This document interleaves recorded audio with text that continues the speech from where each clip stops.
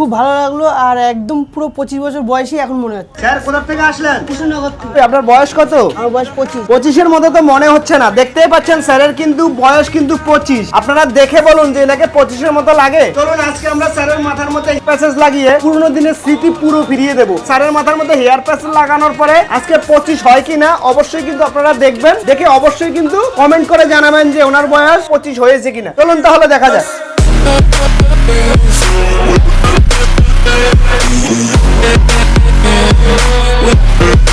এটা হলো স্যারের ফাইনাল লুক। বলুন স্যার কেমন হয়েছে? আমি বলতে চাই যদি আপনারাও ফিরে পেতে চান এরকম আমার মতন 25 বছর 40 থেকে তোমার 30-এ ফিরে পেতে চান তাহলে ভাবলে হবে না, তাড়াতাড়ি চলে আসতে হবে, তাই তো? হ্যাঁ। চলুন স্যারে বলতে চাইছে যে যাদের চুল পরে কনফিডেন্স লেভেল 0 হয়ে গেছে, যারা 40 বছর মনে হয়, তারা যদি কম বয়স করতে চান অবশ্যই কিন্তু একবার ফ্যান্সি লুকে আসতে হবে। যেটা আমরা বলি যে সারা ভারতবর্ষকে টাক মুক্ত করে দেবো, আর দাদুকে কাকা বানিয়ে দেবো, আর কাকাকে দাদা বানিয়ে দেবো, দাদাকে ভাই বানিয়ে দেবো। সেটার জন্য অবশ্যই কিন্তু একবার ফ্যান্সি লুকে আসতে হবে নাকি? খুব ভালো লাগলো আর একদম পুরো 25 বছর বয়সী এখন মনে হচ্ছে। এখন মনে হচ্ছে তো? হ্যাঁ। ওনার বয়স হলো 25 বছর। হেয়ার যখন না থাকে তখন কিন্তু ওনাকে মনে হয় যে 35 থেকে 40 বছর। অবশ্যই কিন্তু আপনারা কমেন্ট করবেন যে ওনাকে আমরা যেটা বলেছিলাম যে 20 থেকে 25 বছর করে দেব, সেটা হয়েছে কিনা, সেটা অবশ্যই কিন্তু আপনারা কমেন্ট করবেন। Thank you friends.